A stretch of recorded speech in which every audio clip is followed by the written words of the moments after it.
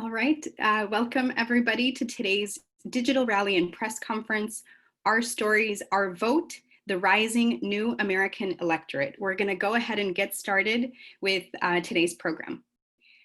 The National Partnership for New Americans, NPNA, is a network comprised of the country's leading 41 immigrant and refugee advocacy organizations. We exist to leverage national strategies for full immigrant inclusion. Please welcome the Executive Director of NPNA, Nicole Melaku, who will get us started. Thanks, Nancy. Welcome everyone to our Digital Rally Voter Registration Day 2020. Today we are joined by first generation or naturalized members of Congress.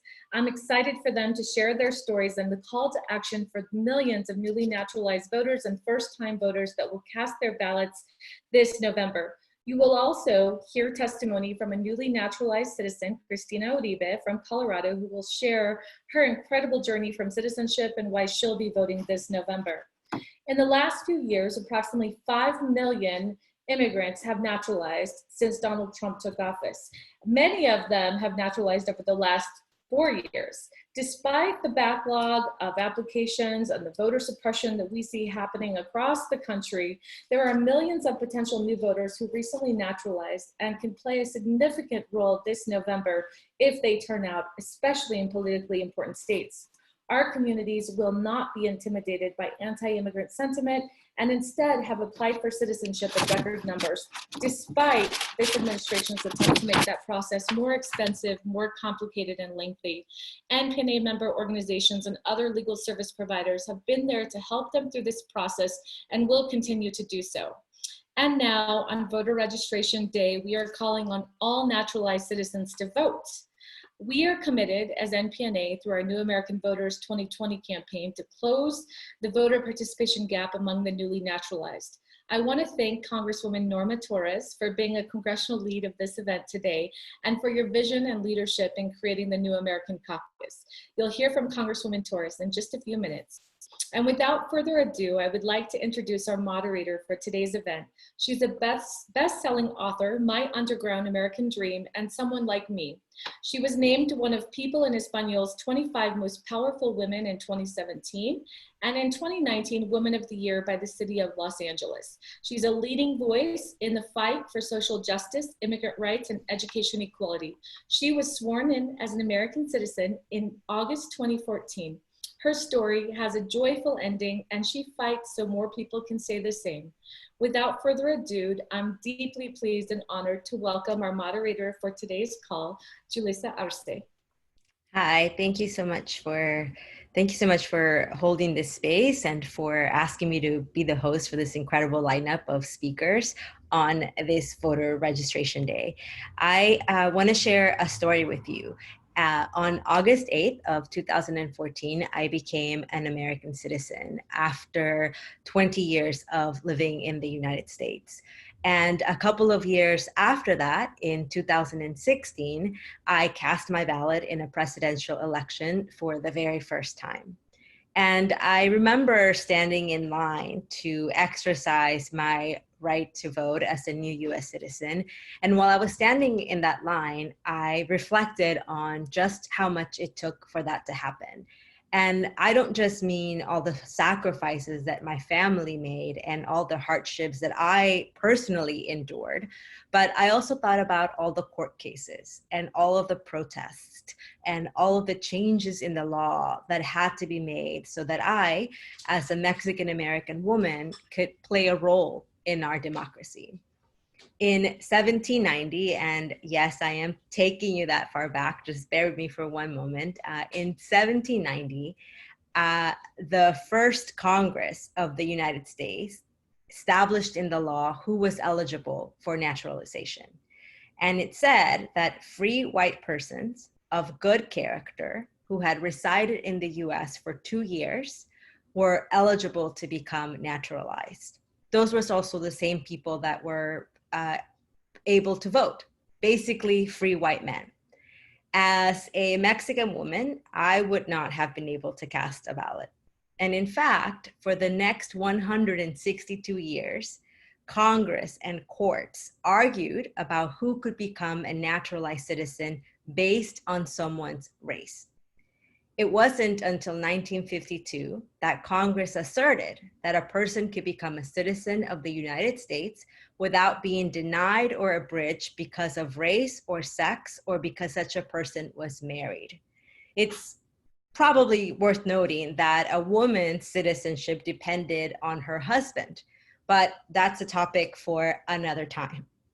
Still today, we know that for Black people, for Latino immigrants, including Afro-Latinos and other people of color, it is still more difficult to become citizens and therefore way more challenging to become eligible to vote.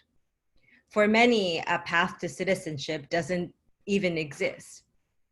So for those of us today who are naturalized US citizens, who had the option to become citizens and who chose the United States as our country, we have taken it upon ourselves to say yes to the responsibility to vote.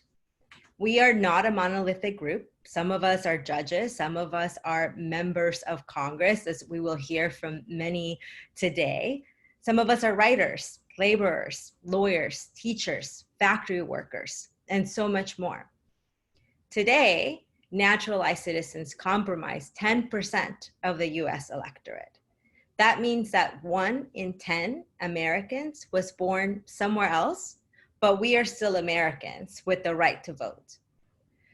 And despite unprecedented hardships, we have grown in record numbers, with millions of us becoming US citizens. And now we need to take that power of our vote to the polls, because as American citizens who have the right and the responsibility to vote, it is up to us to shape the future of our country. And so today, 230 years after the first US Congress said only white men could become naturalized, all of us new citizens, Black, Asian, Latino, and of every race, I celebrate us. And on National Voter Registration Day, I urge us, newly naturalized citizens who are eligible to vote for the first time, to make that pledge and to register to vote today.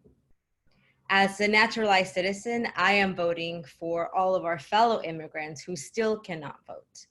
So please visit newamericanvoters2020.org to register to vote today. And now I would like to introduce Angelica Salas. Angelica is the executive director of the Coalition for Humane Immigrant Rights, better known as CHIRLA, where since 1999, she has spearheaded several ambitious campaigns that have led to wins in California, such as in-state tuition for undocumented students, establishment of day laborer job centers, and driver's licenses for undocumented immigrants. She is president and board chair of Californians for Human Immigrant Rights Leadership Action Fund and executive committee member of the National Partnership for New Americans. After her remarks, she'll be introducing the Congresswoman from California. Bienvenida, Angelica. Muchas gracias, Julissa. Thank you so much. That is a beautiful, beautiful recollection of our state, of our history in this country, and why it's so important to vote. Especially for us as naturalized citizens. I too am a naturalized citizen of the United States, originally from Durango, Mexico, and it was a proud day when I too raised my hand to take the oath of citizenship. I want to thank NPNA for gathering us today on National Voter Registration Day. And I want to just tell you, I started at CHIRLA in the 1990s and 1995. When California saw much of the same anti-immigrant behavior seen in the United States today. And the legislation that went with that sentiment, which was Proposition 187, a proposition that was absolutely anti-immigrant and that attacked even access to education by our immigrant children. But what did we do after the passage of this proposition? We went to court, of course, but then what we did is we got organized. Legal permanent residents became citizens. New Americans registered to vote and they voted. And one of those individuals was my mother. Much of the work that has brought California to become a more welcoming state for immigrants today is really has resulted in the participation of new American voters in California. It's remarkable how there's now 5 million recently naturalized citizens in the state of California, even though despite the multiple attacks on citizenship. In California, there's 5.4 million eligible registered voters who are new citizens, and every year we contribute to this national number of 5 million. Chile's Legal Services Department saw a surge of community members wanting to transition from legal permanent residency to citizenship so they could vote, so they could make a difference. However, the citizenship application backlog at USCIS is, from our perspective, a form of voter suppression that will prevent 290,000 people from attending their naturalization interviews and naturalizing, becoming citizens in time to vote for 2020. That is why Chile joined the National Partnership for New Americans and other organizations in suing USCIS and the Trump administration when USCIS was not responding to our FOIA request in 2018.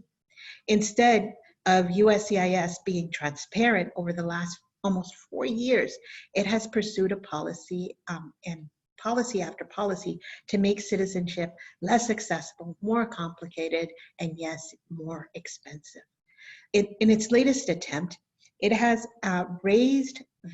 in its proposed regulation, it has increased the citizenship application fee from $640 to $1,170 to exclude low-income working class immigrants. This will be effective October 2nd.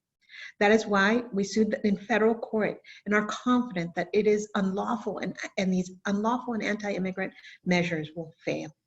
Despite all of these attacks, Chile and NPNA and all the network of legal service providers across the country have fought back.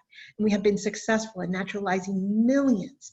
And with our help and with our congressional champions that you will hear from, we are joining together to move forward a legislative agenda and a vision for this country that welcomes immigrants, that includes them as central actors in this democracy.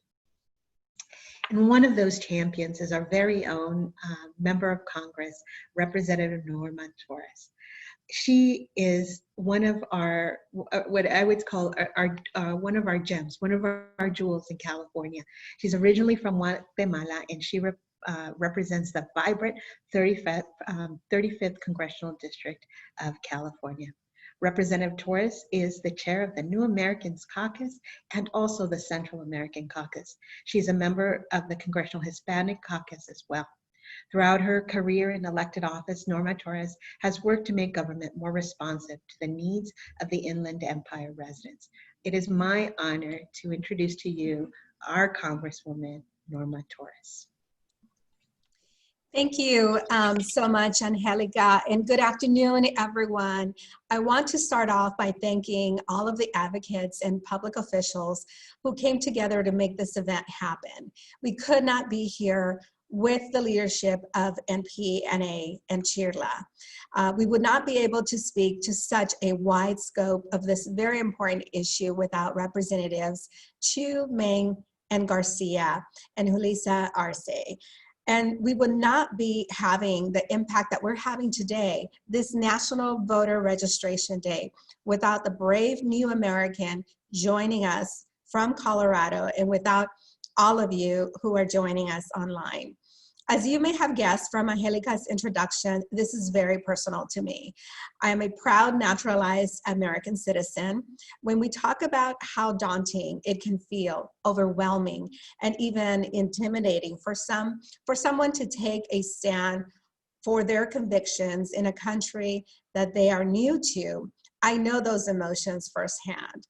But what we need to remind our new fellow Americans is this country was built by immigrants. It became prosperous in no small part because of immigrant ingenuity and labor. We call ourselves a nation of immigrants for a reason. And every voice, no matter how recently arrived, is welcome and needed in our democracy. The urgency behind making sure that every new American understands that is real. We are living under a president right now who is trying his best to ensure as few votes as possible are cast. He's doing that in a number of ways. But one of the most disturbing is how he's making it harder and harder to become a naturalized citizen.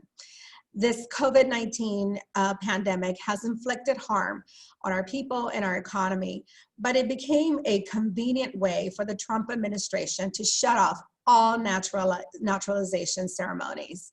So people who have already completed every step necessary to becoming our fellow countrymen and women, including the test, people who have nothing left to do but repeat a few sentences, were being denied the opportunity to utter those important words.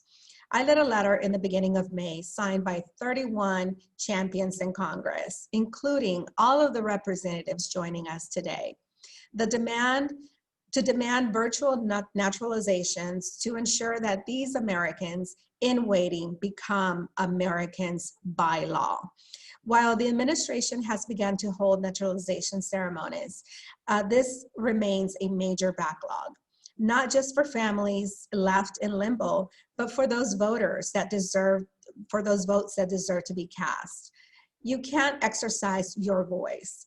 You can't cast your vote if they can stop you from ever becoming a citizen.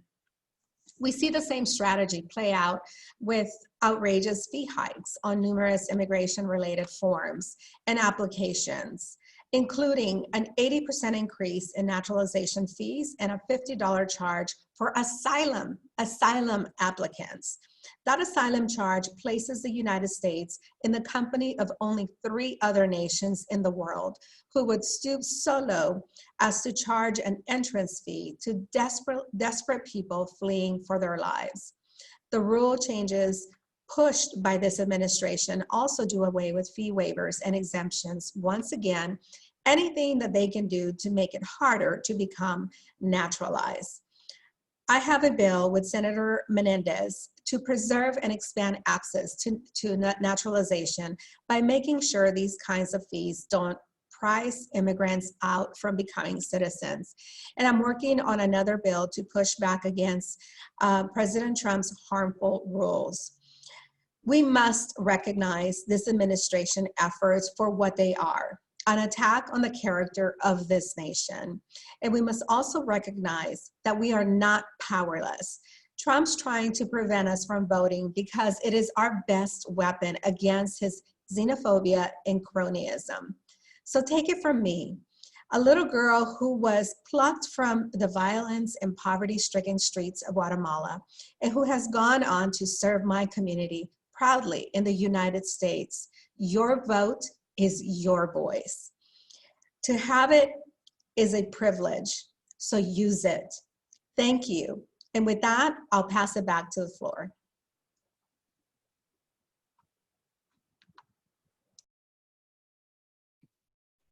Thank you, Congresswoman Torres. So it goes back to Angelica, who will be introducing Congresswoman Chu.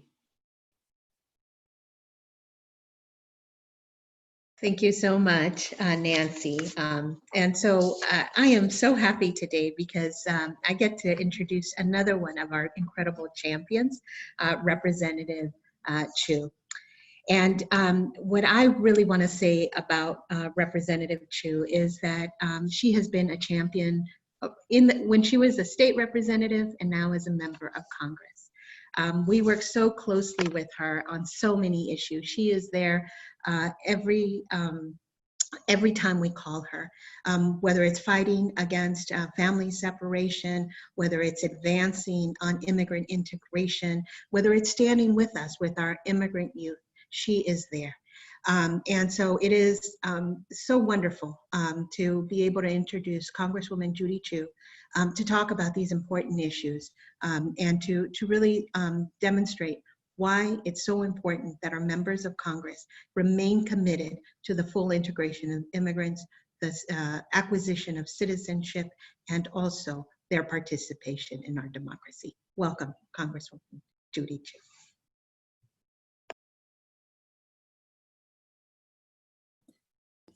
Well, thank you, Angelica, for that introduction. Thank you for all your incredible work on behalf of immigrants. And to Churla and NPNA for inviting me to speak on today's call. I'm just so happy to be here with my colleagues on National Voting Rights Day to help raise awareness about this most fundamental aspect of our democracy. America doesn't work unless everybody has a voice. But for much of our history, many of us were denied that voice, and we saw what came from it. Blacks were forced to live segregated lives. Women were denied equal opportunities. People like my grandfather were actually prohibited by the Chinese Exclusion Act from becoming a naturalized citizen, mainly so they could not vote. All of these laws and myriad others like them were tools used to silence those who did not have power. And none of those measures would have been possible had we had equal access to the polls. Fortunately, thanks to the landmark Voting Rights Act of 1965, today we have greater equality at the polls and in laws. That is why voting is such an important act that each citizen must participate in. Representation at all levels, the local, state, and federal level, as well as resources, all depend on our vote. Now, according to the US Census, only 53% of the citizen voting age population voted in 2018. While this is an increase over previous years, it actually means that almost half of eligible voters still did not vote. The good news is our communities of new Americans can make a difference. In 2018, both Hispanic and Asian American voter turnout increased by 13%. But this year, our goal should be to get everyone who's eligible out to vote.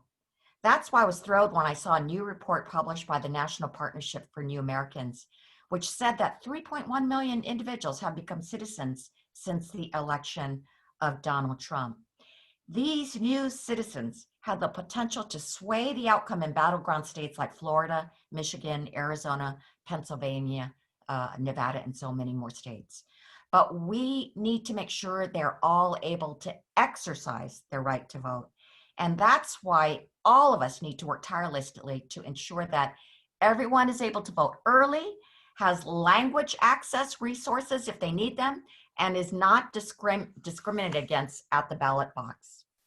The stakes could not be higher. The next administration will set the stage for how we recover from this pandemic, on whether immigrants are treated with respect and dignity in this country, and will play a role in how systemic discrimination is addressed in this country. And it also means more representation in the makeup of the House of Representatives, the Senate, the state legislatures, and the local councils if we get out the vote. So we cannot take this moment for granted.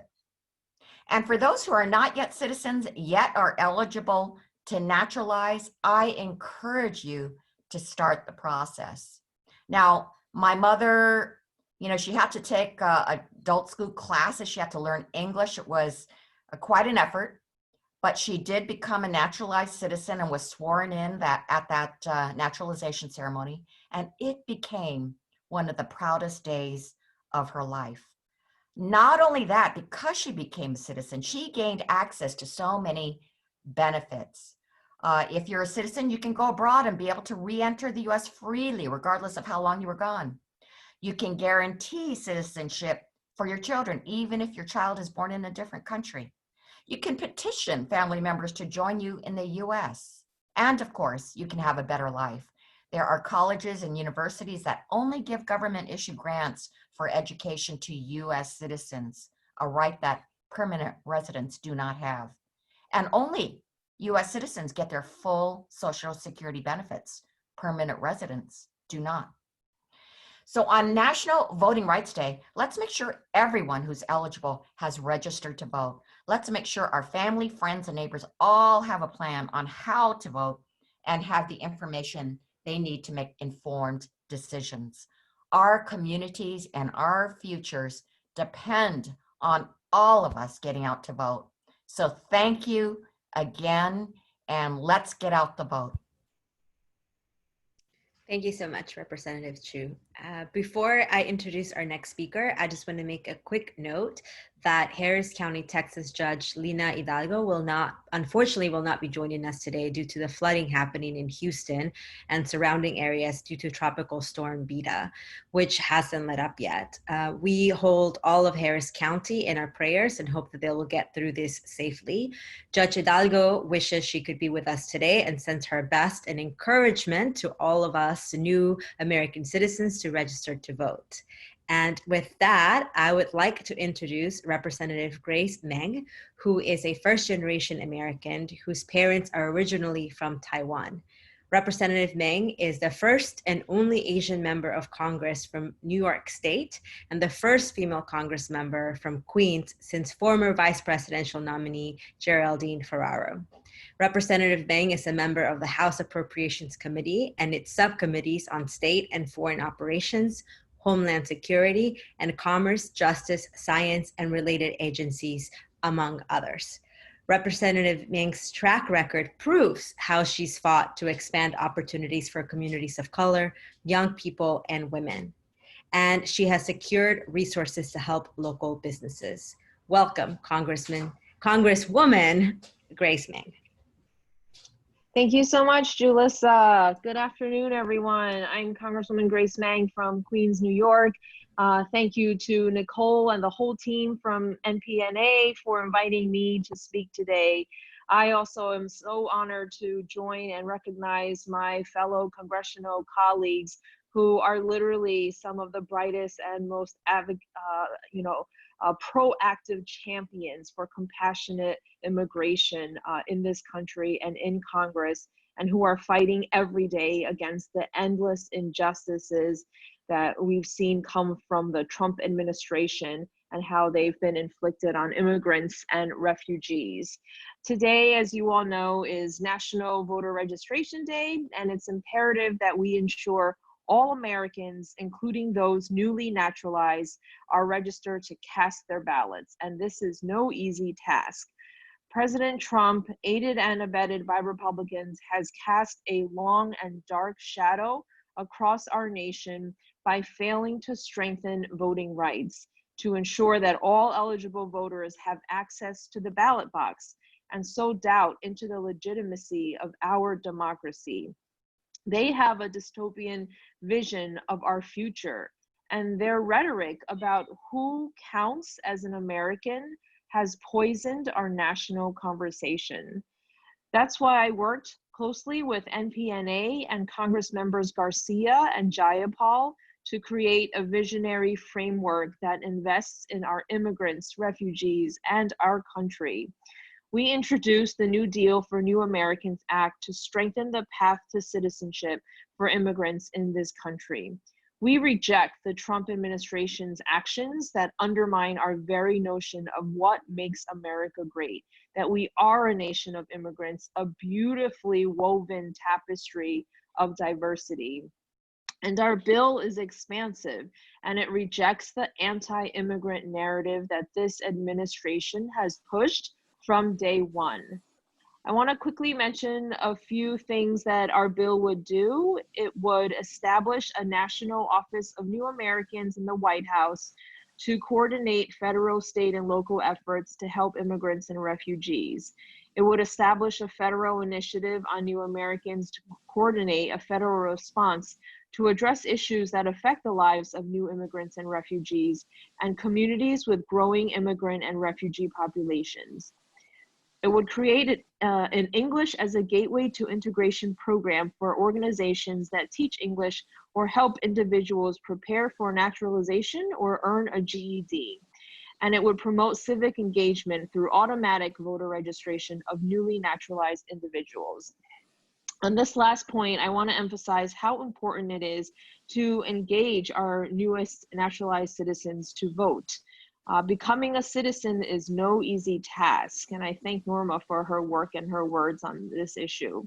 And those who ultimately become one should be proud and enjoy all the benefits that come with it, including voting. But this path to this is not guaranteed, it is not certain. Each state has its own deadline to register to vote, and some states make it easier to accomplish this task than others, and it shouldn't be this way. This is why our bill would provide automatic voter registration of newly naturalized citizens. I believe that this simple step would create a virtuous cycle of civic involvement. We can't simply hope that the barriers to voting will disappear. We must push for this to ensure that all have access and can exercise their right to vote. Thank you once again to NPA and all my colleagues for convening us today on this important and symbolic day. Thank you so much, Representative Meng. And now I would like to introduce U.S. Representative Jesus G. Chuy Garcia, who proudly represents the 4th Congressional District of Illinois. Prior to his election to Congress in November of 2018, Congressman Garcia was a member of the Cook County Board of Commissioners, where he opposed housing discrimination against disadvantaged communities, raised the minimum wage, and mandated that county employees have access to paid sick leave. He also passed an ordinance ending Cook County's cooperation with Immigration and Customs Enforcement Agency. Please welcome desde Durango, Mexico, and Chicago, Illinois, el congresista Chuy Garcia. Good afternoon, and thank you so much, Julissa, to you and all the folks from NPNA for the invitation and for joining us today on National Voter Registration Day. I'm delighted to be joined by some of my colleagues and other champions for immigrants and new Americans. We know there's so much at stake in this upcoming election, from the handling of the pandemic to jobs, immigration, and other issues we care deeply about. We have a lot to lose or gain after November. The Trump administration's shocking abuses and attacks against immigrants have shaken us to the core. This is our chance to fight back. Every single vote counts. But for immigrant communities, a single vote is more than precious. We're voting for entire communities. As immigrants, we have to remember that our vote is not just for ourselves, it's a vote for those unable to and those without a voice yet. I know this as someone who has become a citizen and inspired my parents to do the same. Becoming a citizen opened doors for me, as it has for many others. In my early organizing years, I realized that my community was not at the decision-making table and did not have a voice. This opened my eyes and convinced me that I had to become a citizen. My parents became citizens after I was first elected because they felt really bad they could not vote for me. Once they became citizens, they had their first opportunity to vote for their son and became ambassadors of citizenship. Today, I reaffirm my commitment to continue working with you to uplift our immigrant voices and our votes, but we cannot do it alone. We need each and every one of you to bring real change that our communities deserve. Pledge with me. Let's make history. We will make our community count in the 2020 census.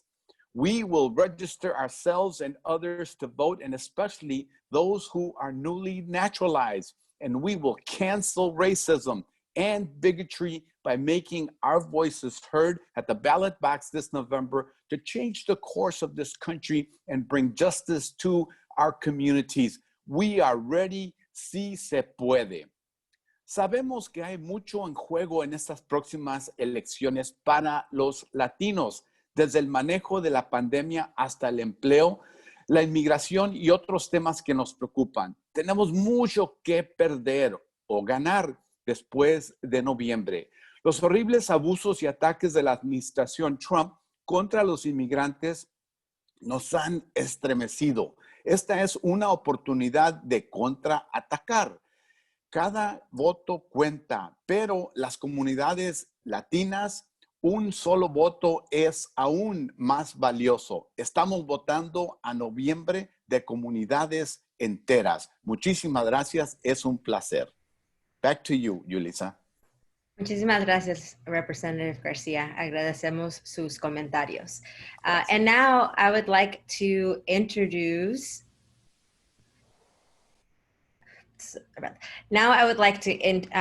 introduce Cristina Uribe Reyes, who came to the US at the age of 2 and lived her early years as a undocumented immigrant. In 2012, Cristina was able to obtain her lawful permanent status, and in 2018, she was able to achieve the milestone of becoming a US citizen.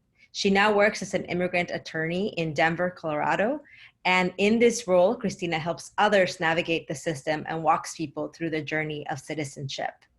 Before I bring her on, I would like to encourage you to visit newamericanvoters2020.org for more information on this campaign and ways that you can get involved. Cristina, welcome. Hola a todos. Hello, everybody. Thank you for inviting me to be on this panel with such an amazing group of new citizens. As you heard, I grew up as an undocumented immigrant in the United States. As a child, I did not fully understand what that meant. I just knew that it was something that we did not talk about. It wasn't until high school that I tried to apply for college and scholarships that I really began to understand all of the barriers that my legal status would present. It is then that I started organizing and that I started to understand the power of a vote. In 2009, I started organizing around tuition equity in Colorado. Tuition equity was a fight for students like myself who were undocumented, but also residents of Colorado to be able to pay in-state tuition rates, or at least lower tuition rates than international students. That year, I was present when the Colorado Senate voted on a tuition equity bill. The bill was defeated, but I was not. I vowed to be back on the Senate floor one day with a voice.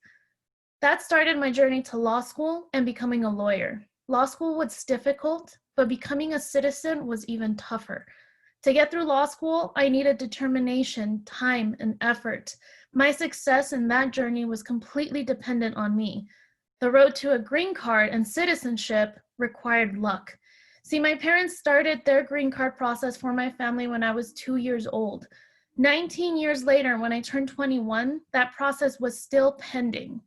I aged out of that family petition and could no longer get a green card through that route, or really any other route. But I was lucky. I was lucky to have fallen in love with someone that was a US citizen, and that's how I was able to get my green card. It is the same for many, many immigrants. There are many that don't have a path to citizenship. Are they lucky enough to be picked for a lottery visa? Are they lucky enough to have a family member that's a US citizen or a green card holder that can sponsor them? Are they lucky enough to have been born in a country where the backlog isn't 20 plus years? Are they lucky enough to have qualified for a visa in the first place to have been able to come to the US? I was lucky.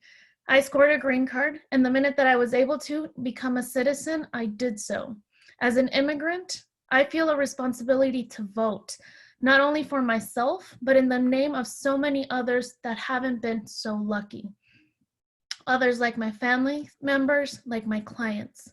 As an attorney, I see what a difference local governments and the federal government can have on immigration policy. In the time that I have been practicing in the past 3 years, there have been so many changes to immigration policy and law. Honestly, it seems like there's a new change every single week. And the people that are most affected by these changes are those that don't have the ability to vote.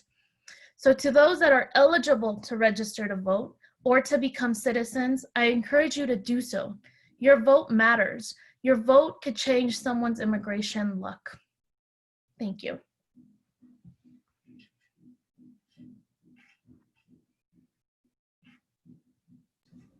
Thank you so much, Cristina. That was very heartfelt and touching, and I can absolutely relate to every part of what you said. Thank you so much for that.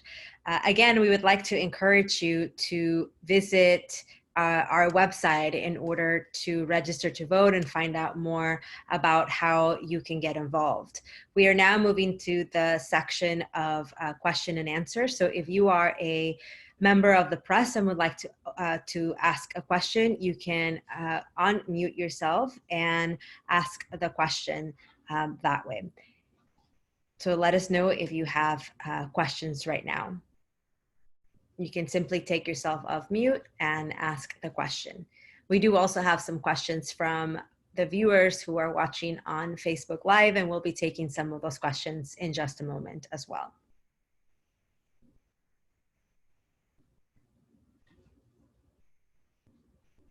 I'll wait one more minute before we take some questions from Facebook viewers.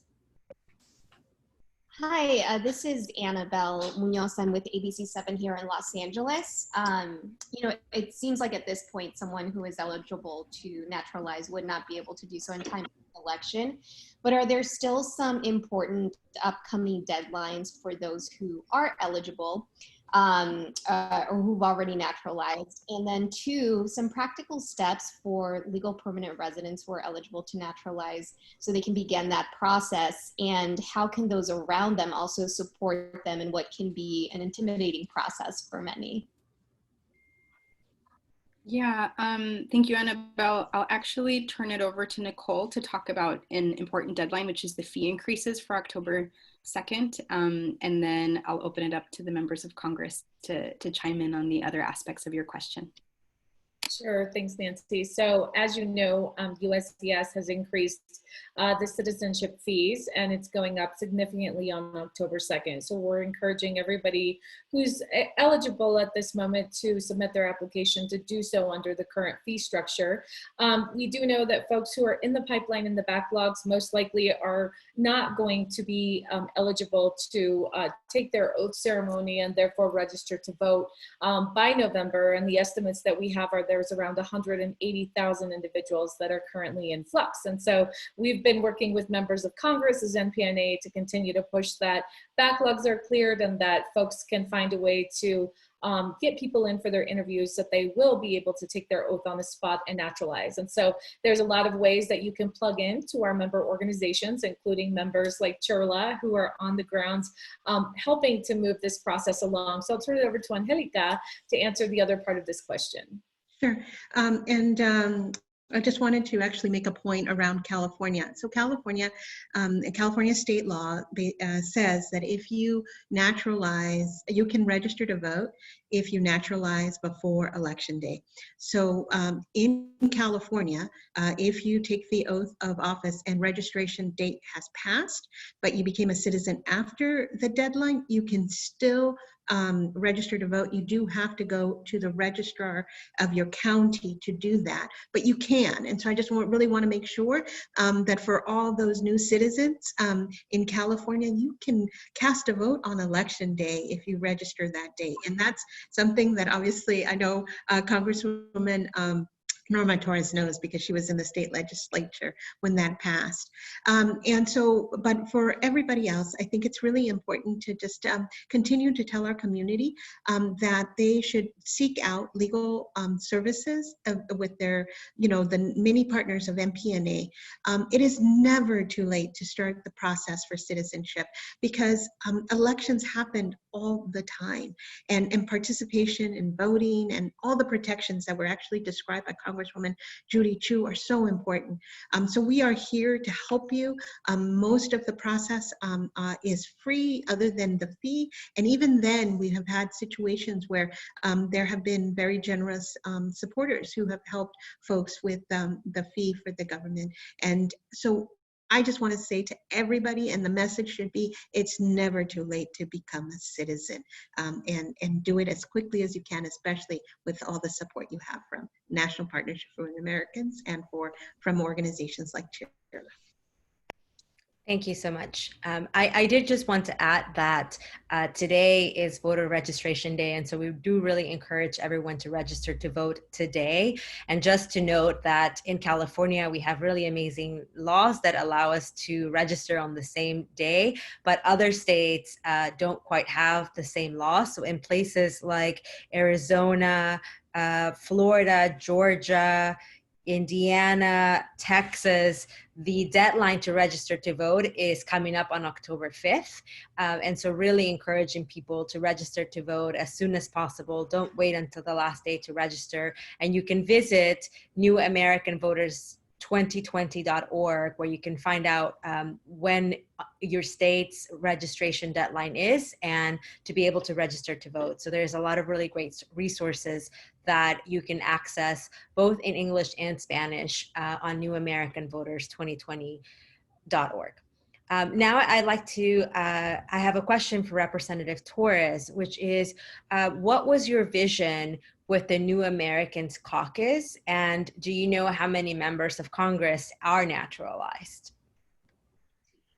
Yeah, so we have a membership of 12 members that are part of the New American Caucus. And, you know, our vision, all of us together, in coming together and forming this new caucus was really to push back and highlight, you know, all of the positive things that New Americans bring to the table, all of the roles and positions that we hold in our community, the public service that many of us are involved, whether is working for a governmental agency or in the private sector. I think it's important when we have an administration that has utilized immigrants as scapegoats to present ourselves as you know, proud Americans that unfortunately we did not choose where we were born,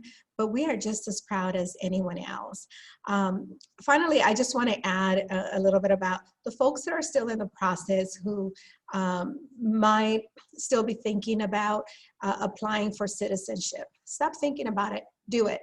I did it as an adult too. I don't know why I waited so long to take that final step, but when I did, I filled out my application and sent it in, and then I signed up. Even though I went to, you know, elementary school, high school, graduated from high school and college here in the U.S., I still signed up at a local church and attended citizenship classes. I wanted to make sure that when I took the test, I was going to be prepared and to be able to answer every single one of those questions and pass it 100% the first time. So you can do that.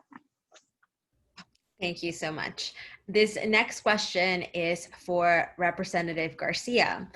Representative Garcia, what is your message for people who have never considered citizenship? Why should they take this last and very important step? Given what we have experienced in our country, especially over the past 5 years, we have a special responsibility to protect the Constitution and to advance an agenda of full rights for everyone in our country. In addition to that, we've now become America's largest minority or ethnic group. So we have to prepare to assume the reins of leadership as our numbers have grown.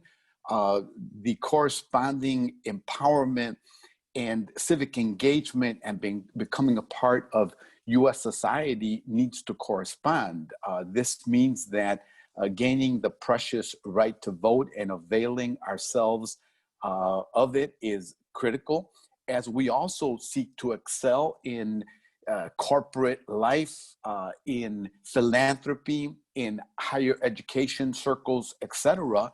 So this is a part of a full enfranchisement of our community.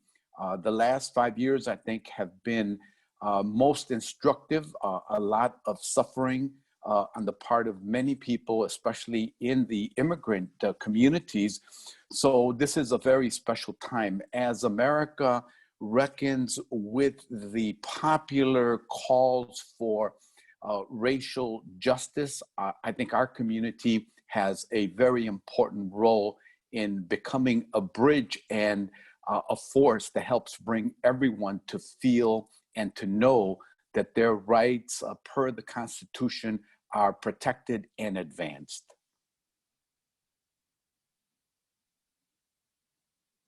Thank you so much for that, Representative Garcia. And Cristina, this next question is for you. The question is, you have such an incredible story.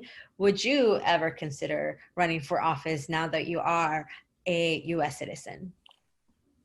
I would. I think, like I said, it was one of the things that motivated me to go to law school, that I one day wanted to be back in front of the Senate. And so it is a possibility at some point for me to possibly run. All right, you heard it here first. That's wonderful. Julissa, she looks rooted and ready. Yeah, she does, right? I agree. There is a question that I will take, and I would love for anybody else to answer the second part of the question, which is, do we know how many Latinos are eligible to vote this year, and why has there been such a low turnout among folks? Yes, the turnout for Latinos has historically been low in the last election, particularly for Latinas. Only 50% of us voted, and I think that there are a multitude of reasons why Latinos and Latinas don't come out and to the polls and vote. But I really reject the idea that it's because we don't care or because we're not engaged. I think that we need to do a better job of reaching out to Latino voters, and not just every 4 years when there's an election. There needs to be a continued relationship with the Latino community so that we can make the connection between our daily lives and what's at stake at the polls. Because I think too often Latinos feel that what happens in Washington isn't affecting our lives. And as I think the last 4 years have shown, there is nothing more untrue than that, because every day decisions are made in Congress that affect our daily lives. And so I think there's a multitude of reasons, but I do very much think that every single political campaign needs to make a concerted effort every single day of the year to reach out to Latino voters. So I don't know if anybody else has anything else to add to that. I would just say that it starts at the local, it's at the state and the national level. We have to invest in our community. It means investing and making sure that individuals know that citizenship is an option, and supporting them in their process with citizenship classes. Once they become citizens, that they get the information about quickly registering to vote, and that they get information in every way, in their language, and that really there is an invitation to participate in this democracy. And I think it's beyond campaigns. It's about our Secretary of States that are saying, you know what, I am going to do everything in my power in order for individuals to quickly be able to register to vote and to be included. And so I feel like it's that spirit that we are trying to promote today on National Voter Registration Day, is that we're inviting you.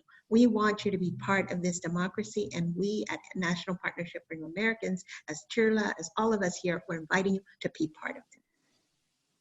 And I'll just add, Julissa, that the bill that Representative Meng described, a New Deal for New Americans, is a part of understanding the need for civic engagement and having the support out there to ensure the successful incorporation of new Americans into all of our society, and certainly as it relates to civic participation in voting, running for office, and participating fully in the democracy.